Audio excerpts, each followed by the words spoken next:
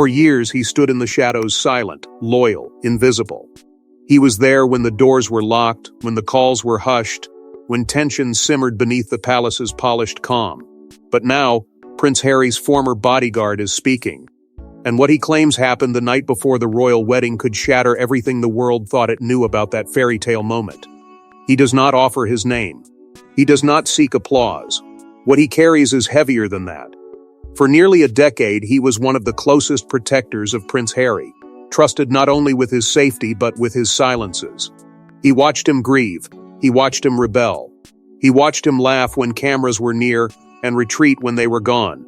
A bodyguard learns to read the smallest shifts, the tightening of a jaw, the pause before a handshake, the way a prince stares out a window when the world expects a wave. And on the eve of Harry's wedding to Meghan Markle, he saw something he had never seen before. Certainty colliding with doubt. He had sworn an oath. Absolute discretion. Total loyalty. In royal life, confidentiality is currency, and he guarded it fiercely. Breaking that silence now, he says, is not betrayal, it is release. There are moments, he confides, when history is rewritten in real time, and no one realizes it until years later. According to him, the night before the wedding was one of those moments. The world believed it was a night of celebration. The rehearsals had concluded. The nation was poised for spectacle. Headlines promised unity, renewal, hope. But inside the palace, the air was different, thicker, charged. He recalls unusual movements through corridors that were typically still at that hour. Doors opening and closing with more urgency than protocol required. Staff members speaking in lowered tones, their expressions carefully blank but their eyes alert. It was subtle, so subtle that an outsider might have missed it entirely. But he was trained to detect disturbance, and disturbance was there. Then came the calls. Not one. Several. Late. Private. The kind of calls that do not appear on official schedules. He watched Harry step away more than once, his shoulders squared but his steps heavy. Something was pressing in. Something beyond the usual nerves of a groom on the brink of history. He will not yet reveal what was said. Not fully. But he hints at tension with senior members of the family, disagreements that had been simmering for weeks beneath polite smiles and carefully worded statements. He speaks of loyalty tested, of expectations laid out like invisible chains, and he admits that for the first time, he began to question the myth of seamless royal unity he had spent his career defending. Because what he witnessed that night was not just anxiety. It was fracture, a crack running quietly through marble halls, and by the time the clock crept toward midnight, he understood something profound. Whatever happened before dawn would not stay contained within palace walls. It would echo. But to understand why that night spiraled into something far darker than champagne toasts and rehearsal smiles, we must go back to the pressure building weeks before the ceremony. The world saw romance. The palace felt tremors. Behind the gilded gates of Kensington Palace, nerves were fraying. Staff whispered about disagreements. Schedules shifted without explanation. And the bodyguard insists the tension wasn't about seating charts or flowers, it was about something far more personal. Something that threatened to split the House of Windsor before a single vow was spoken. In the weeks leading up to the wedding, the pressure mounted like a rising tide. Headlines circled relentlessly. Every gesture, every silence, every family appearance was dissected across continents. The engagement had ignited hope, but it had also ignited scrutiny. And scrutiny inside royal life is not a passing storm. It is a siege. The bodyguard recalls the strain pressing down on Prince Harry from every direction, public expectation on one side, private tradition on the other. He had seen his prince endure criticism before, but this felt different. This felt personal. There were meetings unannounced, unscheduled, quiet. He remembers the convoy movements to Buckingham Palace, the subdued tone among senior aides, the careful choreography of entrances and exits. No one said the word conflict. No one needed to. It hung in the air like a question no one dared to answer. Harry, usually quick with humor, began to retreat inward. The bodyguard noticed it first in the small things, longer pauses before responding, a restless energy that kept him pacing late into the evening, conversations that ended abruptly when others entered the room. The prince was not afraid he was torn. Torn between loyalty to a centuries-old institution that shaped his identity and loyalty to the woman he was about to marry, Meghan Markle, who represented a future defined by choice rather than obligation. There were subtle flashes of friction with certain senior royals, not explosive arguments. Those would have been easier to confront, but clipped exchanges, tight smiles, statements delivered with precision rather than warmth. The bodyguard says he could feel the shift in hierarchy dynamics. Harry was no longer just a son or a grandson. He was becoming something unpredictable, a man determined to redraw boundaries.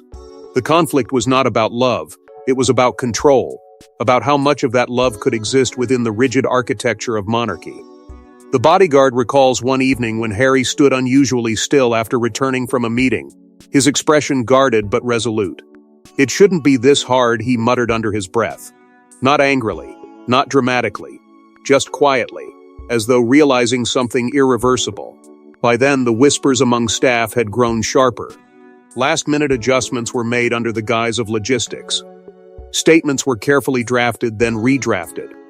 There was a sense that everyone was bracing for impact, but no one knew from which direction it would come. The bodyguard sensed it most acutely in Harry's silence. It was the silence of someone weighing a decision that could fracture more than just a family dinner. And then, as the final days narrowed into hours, a line was crossed. Words were exchanged in private that carried more weight than any public speech. A heated exchange, the bodyguard believes, planted the seed for what would erupt the night before the wedding.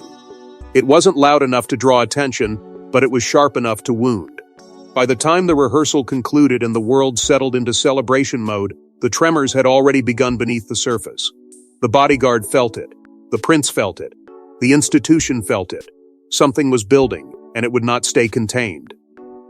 And then came the phone call, one that, according to the bodyguard, changed the emotional temperature of the entire palace. It was late. Too late for casual conversation. The bodyguard remembers the shift instantly, the change in Harry's expression, the tightening of his jaw, the silence that followed. The call lasted less than 15 minutes. But whatever was said during those minutes would ignite a storm no one saw coming. The evening had already carried a strange weight, but when the phone vibrated, something sharpened. Prince Harry glanced at the screen, and for a fraction of a second his composure flickered. He didn't announce who it was. He didn't need to. He stepped away without explanation, moving toward a private space where even walls seemed trained not to listen. The bodyguard remained at his post, close enough to respond if needed, far enough to respect the invisible boundary that royalty demands. At first, the voice on the other end was low, controlled. But within moments, the tone shifted. The bodyguard couldn't hear every word, but he heard enough. A rise in volume, a sharp interruption, the unmistakable rhythm of disagreement. This wasn't nerves about ceremony logistics or family seating. This was personal. Deeply personal. He recalls hearing Harry's voice firm, then defensive, then something closer to wounded. It wasn't the voice of a prince addressing a public issue. It was the voice of a son, or perhaps a grandson, grappling with expectation. The bodyguard would later suggest the caller was a senior royal, someone whose opinion carried weight heavy enough to bend futures. He never confirms the identity, but the implication lingers like smoke. When the call ended, silence flooded the corridor. Harry stood still for a long moment before returning. And when he did, the bodyguard noticed what he describes as a visible tremor beneath the surface. Not fear, not regret, something more complicated. His shoulders were rigid, his eyes distant. Whatever had been said had struck a nerve that had been exposed for weeks. "Everything has a cost," Harry reportedly muttered under his breath, unaware that his protector stood close enough to hear it. The bodyguard says that was the first time he sensed a line being drawn not between right and wrong, but between duty and independence, between belonging and breaking free. For years, Harry had carried the weight of tradition with a mixture of humor and rebellion. But that night, the rebellion felt less playful and more decisive. The conversation had forced him into a corner. Choose stability or choose love. Choose silence or choose self-definition. The bodyguard felt the tension rising not just in the prince, but in the entire structure surrounding him. Then came the statement that stunned him. Quiet, deliberate, almost calm. "I won't be told who I'm allowed to become." It wasn't shouted. It didn't need to be. It was a declaration. And in that moment, the bodyguard understood that this wasn't just a disagreement, it was a turning point. Because the call hadn't resolved anything. It had ignited something. And the prince who stood there now was not seeking approval. He was preparing for consequence. But the phone call was only the beginning, because what happened next forced the bodyguard into a role far beyond protection. Minutes after the call ended, a meeting was requested. Not tomorrow, not after the wedding, now. According to the bodyguard, voices carried through a private sitting room controlled at first, then sharp, cutting. This wasn't about tradition. This wasn't about protocol. It was about power. And the future of the monarchy hung in the balance. The request came swiftly. A message relayed through aides with the kind of urgency rarely seen on the eve of a royal wedding. Prince Harry did not hesitate. If anything, he seemed prepared. The bodyguard followed at a respectful distance as Harry moved down the corridor toward a room reserved for private family discussions, the kind of room where history had been negotiated in whispers for generations. Inside waited a senior member of the family. The bodyguard will not name them, but he describes the atmosphere as charged before a single word was spoken. He remained stationed outside the closed door, trained to be invisible yet alert. What he heard next was not the calm exchange of ceremonial details. It was confrontation. At first, the voices were measured. Phrases like respect for the institution and protecting the legacy drifted through the wood-paneled barrier.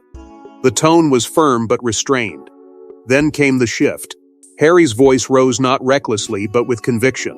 The bodyguard caught fragments. "She deserves more. This isn't about image.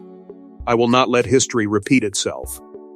The words consequences and responsibility surfaced from the other side, heavy and deliberate. It was not a threat. It was a reminder. In royal life, choices are rarely personal. They are symbolic. Every step echoes. Every decision reshapes the crown's silhouette. And that night, it became clear that Harry's decision to marry Meghan Markle was not the point of contention. The question was how far he was willing to bend, or refuse to bend afterward. The bodyguard says there was a moment when the exchange turned painfully raw. Harry's voice cracked not with weakness, but with emotion long contained. He spoke of loyalty, of protection, of love under siege. He defended Meghan fiercely, not as a prince defending a future duchess, but as a man defending his partner. It was no longer a negotiation about public appearances or headlines. It was a reckoning about identity. Accusations flew, not shouted wildly, but delivered with precision. References to past scandals, to strained public perception, to the fragility of the monarchy's reputation in a changing world. The bodyguard sensed the weight of generations pressing into that room. One side argued continuity, the other demanded autonomy. Then came the ultimatum, not formally stated, but unmistakable. Choices would carry consequences. Align with tradition fully, or accept the distance that might follow. The room fell into a silence so dense it felt like a physical force. The bodyguard remembers it clearly. No footsteps. No murmurs. Just stillness. The kind of stillness that signals something irreversible has been acknowledged. In that silence, a line was drawn not just between two individuals, but between past and future. Between the monarchy as it had always been, and the possibility of what it might become. The bodyguard understood, standing alone in that corridor, that this was no longer about smoothing over tension before a ceremony. This was about redefining allegiance. When the voices resumed, they were quieter, controlled again. But the damage or the transformation had already occurred. Something fundamental had shifted. The bond between prince and institution had been tested in a way that could not be undone by morning smiles or ceremonial vows. When the door finally opened, the prince who stepped out was not the same man who walked in. The cameras would capture a smiling prince the next day. But the bodyguard says the real story was written in the quiet hours before dawn. Alone in his quarters, Harry wasn't celebrating, he was wrestling with doubt, pressure, and the crushing weight of expectation. When the door closed behind him after that explosive meeting, Prince Harry did not speak immediately. He walked past his security detail with a nod that felt automatic, almost distant.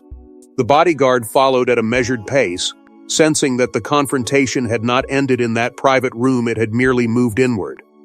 Once inside his quarters, Harry asked for privacy, not rest, not solitude in the ordinary sense. Privacy, the kind that allows a man to unravel without witnesses. But even in privacy, he did not sleep. The bodyguard remained stationed nearby, close enough to respond if summoned. Hours passed. Lights remained on. Footsteps crossed the floor again and again. Restless, circular. There was no celebration in that space. No laughter, echoing in anticipation of ceremony. Instead, there was silence broken only by the rhythm of pacing and anxious cadence that betrayed the storm within. The bodyguard recalls seeing fatigue etched into Harry's face when he briefly stepped into the corridor. Not the fatigue of a long day, but of an emotional reckoning. His eyes were sharp yet heavy, as if carrying two opposing truths at once. On one side stood legacy, bloodline, expectation, the unspoken contract signed at birth. On the other stood love, autonomy, the right to define his own future alongside Meghan Markle. Sometime deep into the night, Meghan arrived quietly. The bodyguard did not intrude, but he sensed the shift instantly. The tension in the hallway softened, not because the conflict vanished, but because solidarity entered the room. Their conversation was hushed, intimate. Fragments of words drifted through the air together. No matter what, we knew this would be hard. It wasn't dramatic, it was steady. Two people fortifying each other against something larger than either of them. Harry's voice, according to the bodyguard, carried both exhaustion and resolve. He spoke of tradition not as heritage alone, but as constraint.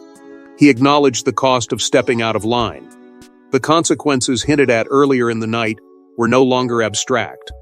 They were real, tangible. Yet beneath the anxiety was something unshakable. A refusal to retreat. The bodyguard felt it then, a quiet realization that history was pivoting. Not in grand proclamations or official statements, but in a whispered exchange between a prince and the woman he chose. He had protected Harry through public scrutiny, military deployments, relentless media cycles. But this felt different. This was not about safety from external threats. It was about shielding a decision that would ripple through generations. The exhaustion lingered, yet so did clarity. As the hours thinned and the first signs of morning approached, Harry stood still for the first time all night. The pacing stopped. The doubt did not vanish, but it hardened into determination. The bodyguard understood that the prince had crossed an invisible threshold. Whatever fractures had formed within the family would not mend overnight. And yet, as morning approached, the machinery of monarchy rolled forward, indifferent to the storm beneath the surface. At 4:17 a.m., according to the bodyguard's timeline, a decision was made. No announcement. No press release. Just a quiet resolution that would alter the trajectory of a royal life forever. Whatever had been said behind those palace walls, Harry chose his path and there would be no turning back. The call came softly through the corridor. Not an order. Not urgency. Just a request. The bodyguard entered and found Prince Harry standing still, the restless pacing of earlier hours completely gone. The exhaustion remained, but something else had replaced the turmoil. Focus. Clarity. A calm that did not ask permission. "I need you to understand something," Harry reportedly said, his voice steady. This was no longer the conflicted tone of a son caught between loyalty and expectation. It was the measured resolve of a man who had reached the edge of compromise and stepped beyond it. He spoke of standing by Meghan Markle without qualification, not despite consequences, not hoping for harmony, but regardless of fallout. The bodyguard listened, aware that he was no longer simply safeguarding a prince's physical security.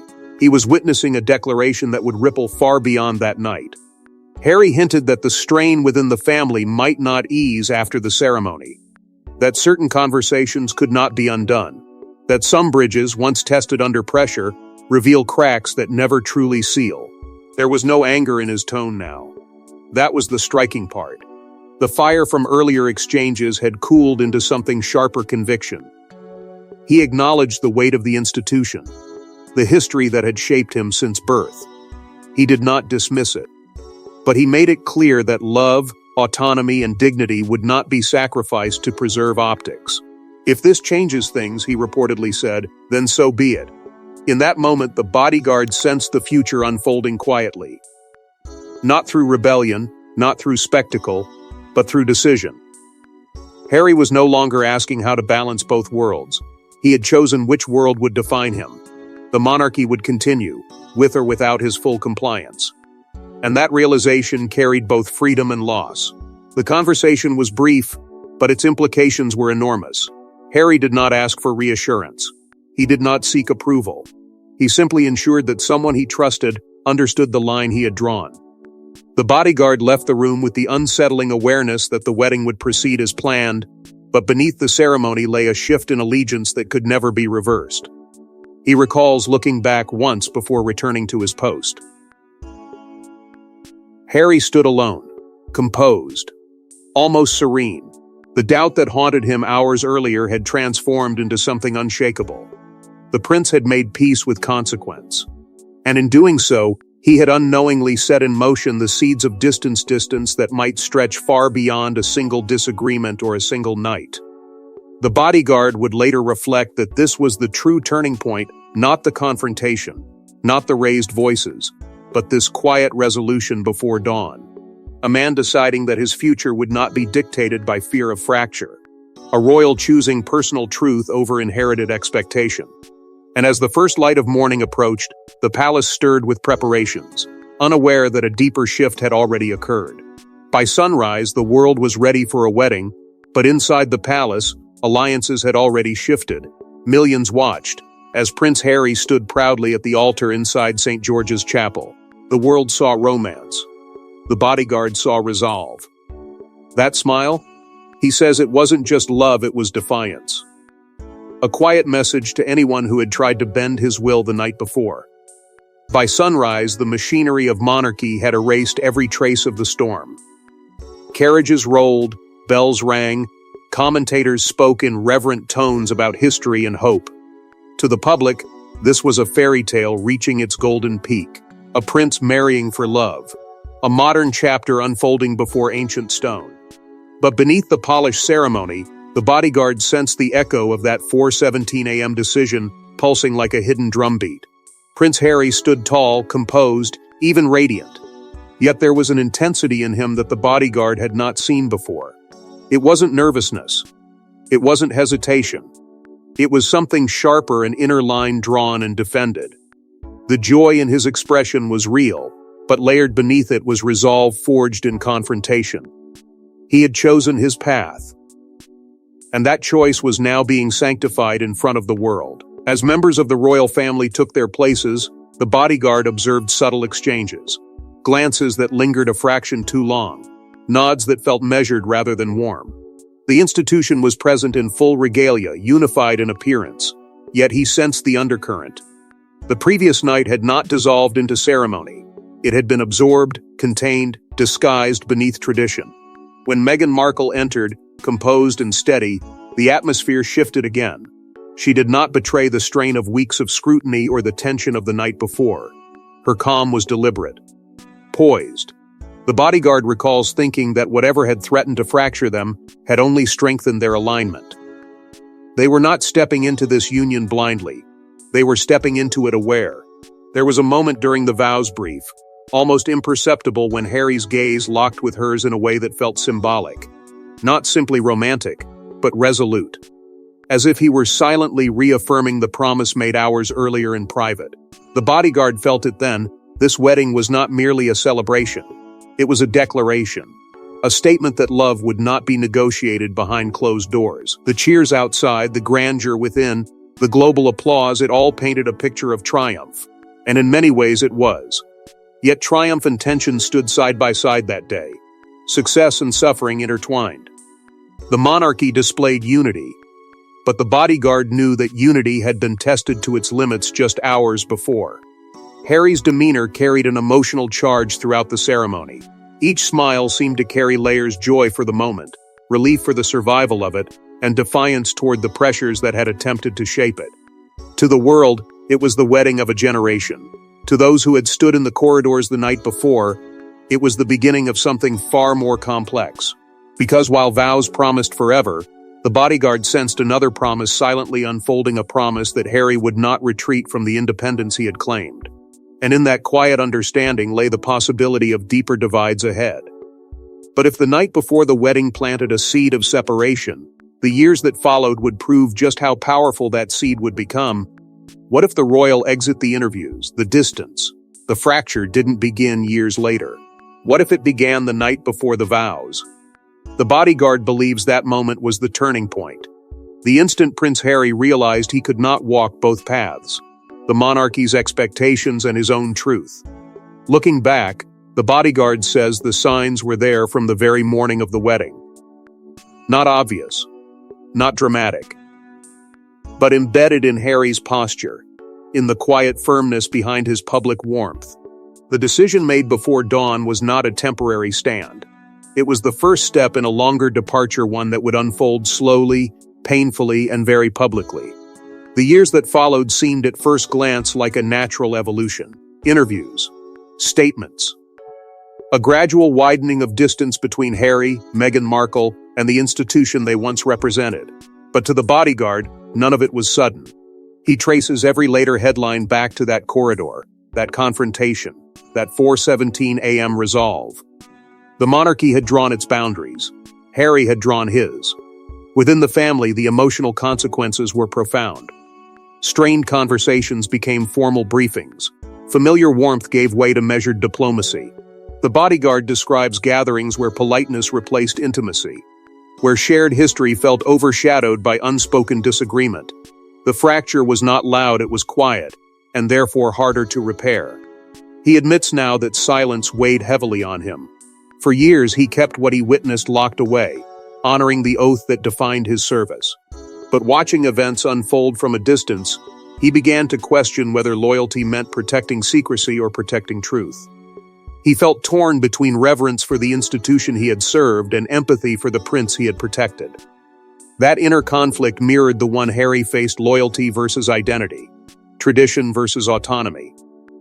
The bodyguard reflects on love as both shield and catalyst. Harry's devotion to Meghan was not a fleeting romance. It was the anchor that steadied him during confrontation. Yet it was also the force that forced long-avoided questions to the surface. Who am I within this structure? How much of myself must I surrender to preserve it? Those questions did not vanish after the wedding. They intensified. Could reconciliation have been possible? The bodyguard hesitates. He believes bridges might have been rebuilt if acknowledgement had come sooner, if the emotional weight of that night had been confronted openly, rather than folded into ceremony. But pride, legacy, and public expectation often complicate private healing. And once a prince publicly claims independence, the return path narrows. History, he suggests, may one day reinterpret the wedding not only as a celebration, but as a crossroads. A moment where joy and rupture stood side by side, unseen by millions. The fairy tale was real, but so was the fracture beneath it. The smiles were genuine, but so was the silent declaration that tradition would no longer dictate every chapter. In hindsight, the bodyguard believes the monarchy underestimated the depth of Harry's resolve. They saw a disagreement. He saw a transformation. And transformations, once complete, do not reverse themselves. Now, as years have passed and narratives have solidified, he wonders how differently that day might be judged if the events of the night before were fully understood. If the world knew that beneath the vows lay a battle of identity. If the institution acknowledged that the fracture began not in interviews or departures, but in a private room where power met resistance. And now, with silence broken and secrets exposed, one final question remains: why reveal this now? He could have taken this story to his grave. Instead, he stepped forward. Not for fame, not for revenge, but, he claims, for truth. Because history, he believes, deserves to know that the fairy tale wedding was forged in fire, and that the night before it nearly changed everything. For years, he carried it quietly. Every headline about Prince Harry and Meghan Markle felt like a distant echo of that corridor, that confrontation, that decision made before dawn. He watched commentators speculate about motives, about fractures, about timing. He listened as narratives hardened into certainty. And all the while, he held a piece of the origin story that no one else could confirm.